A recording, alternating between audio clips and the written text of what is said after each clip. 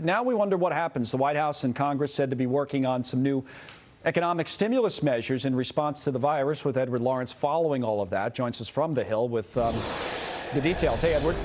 Hey, Connell. Yeah, it was about 9 minutes ago the president arrived here on Capitol Hill. He is now inside that luncheon with GOP senators. He's also joined the Treasury Secretary, Steve Mnuchin, also White House Economic Advisor Larry Kudlow. They're inside talking and unveiling their plan, what their thoughts are on how this should look for a stimulus to offset the effects of the coronavirus. Now, whatever the final product is, Senator Tom Cotton says that not everyone can telecommute, so it must include some sort of paid sick leave.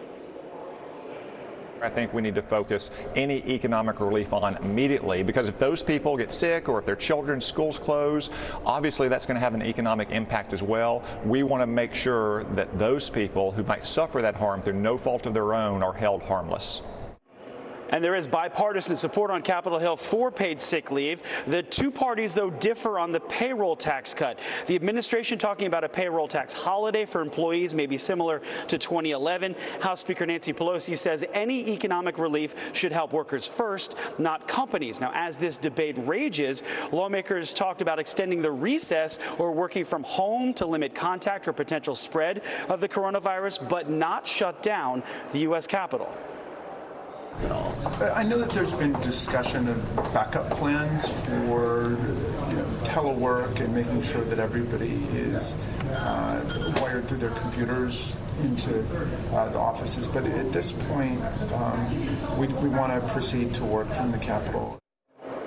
And one thing to point out, the coronavirus could hit home hard here at the U.S. Capitol. The U.S. Surgeon General said that in general, the hospitalization happens for people 60 and over. And in general, 80 plus, so the average age of 80 is where the deaths are happening with the coronavirus worldwide. The average age of the U.S. Senate is 62.9, with 5 senators at 80 years old or older. Also, the average age of the House is 57.6 years old. So they're close to that range there. Back to you. It's something a lot of people haven't been talking about, but it's an obvious point of concern.